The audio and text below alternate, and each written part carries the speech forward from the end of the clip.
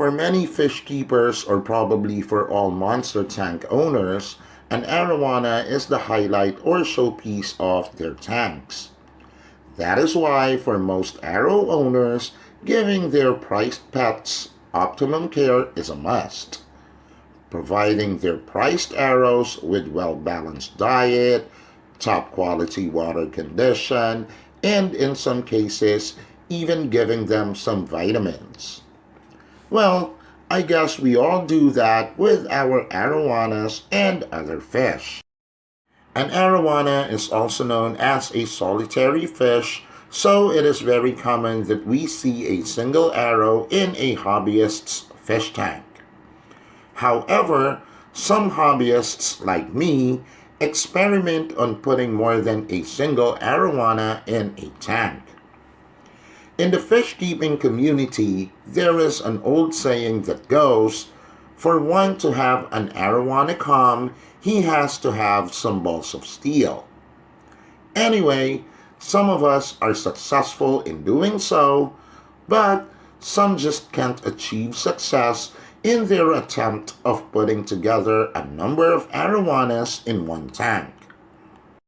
Many practices and beliefs are exercised when attempting to establish an arowana community. To give some examples of these practices, there are hobbyists who say that the number of arrows in a tank must be more than 5 and that it has to be odd-numbered, while others say that to make an arowana community harmonious, the arrows have to be introduced at their young age and at the same time. Well, I guess hobbyists really have different perspectives when it comes to Arocomm. In my case, I tried 5 with non-stop fighting at first, but later on learned how to be with each other. I also tried 8, but still with occasional fights. So, I guess this just proves that arrows by nature are territorial. However, in this video, we will talk about a more extreme attempt, which is how a 2 arowana community is established. Again, many would say that this is a crazy move since the arowanas will surely pick on each other until one of them dies. At least, in a community with 5 or more arowanas, the aggression of the so-called alpha would be dispersed among the 4 other members of the community. This way, the arrow that was picked on by the alpha has time to recover because, as we all know, or at least from my observation, the alpha arrow usually stops beating up one particular arrow when it submits or stops fighting with it. The alpha later on would test its dominance with the other members of the comm. So going back to our attempt to put only 2 arowanas in one tank. Does this mean that we are wasting the money we spent buying the arrows? Or do we enjoy seeing arrows fight to death? Of course not. No one in his right mind would actually do that. But the question is, how do you find success in a 2 arowana community? And a little reminder, I don't recommend attempting this if the arrows are very young.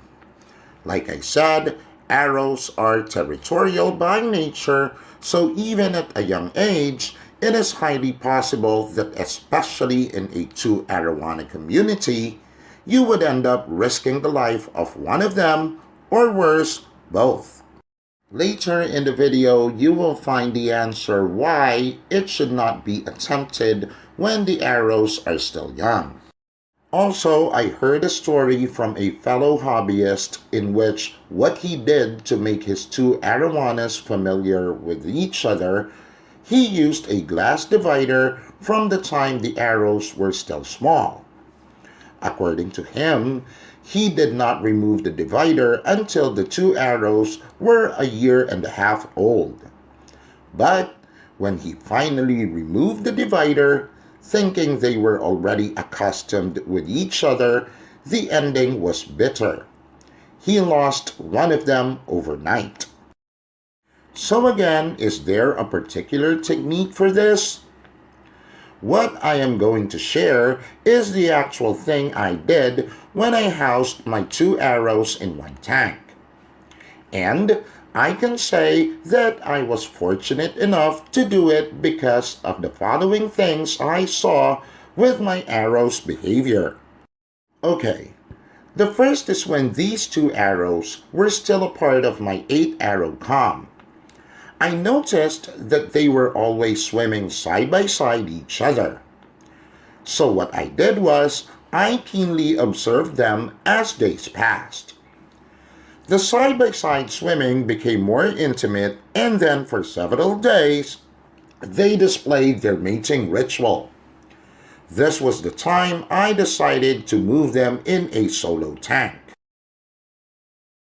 After transferring them to their new home, I again carefully observed them since, like I said, an Arowana's behavior or temperament is very unpredictable. I thought that the new environment might make them change their moods and start picking on each other. For a week, I got my eyes on them. Now, for the said period, I noticed that the 2 were well behaved. So, it was the time that I started telling myself that maybe they would not fight anymore. However, it was not 100% guarantee because again, their nature is very unpredictable. Going to week number 2, I started seeing them rub bodies again or back to their mating behavior. This was the only time I was convinced that they were going to coexist in one tank since they are a pair in the making. So for me, the only way that a 2-arrow comm is established is when you see your 2 Arowanas start pairing up. Unless you see them display a mating behavior, I would not dare attempt putting 2 arrows together. This is also the very reason that it is not recommended to house 2 arrows at a young age. So there you have it, guys. I hope you found the video informative, so stay tuned for more videos only here on my channel.